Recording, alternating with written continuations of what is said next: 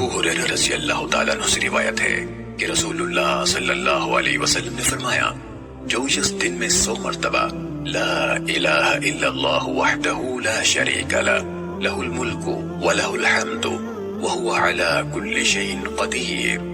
یعنی اللہ کے سوا کوئی عبادت کے لائق نہیں، وہ اکیلا ہے، اس کا کوئی شریک نہیں، ساری بادشاہت اسی کی ہے، حمد صرف اسی کو سزاوار ہے، اور وہی ہر چیز پر قادر ہے، یہ کہے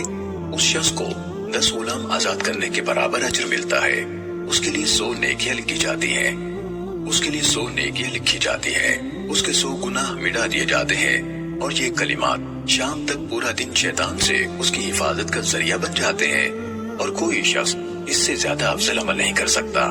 سوائے اس شخص کے جو اس سے بھی زیادہ مرتبہ یہی عمل کرے، اور جس شخص نے ایک دن میں 100 مرتبہ سبحان اللہ و بحمدہ کہا تو اس کے تمام گناہ معاف کر دیے جاتے ہیں، چاہے وہ سمندر کی جھاگ کے برابر ہوں۔ صحیح مسلم حدیث نمبر 6842۔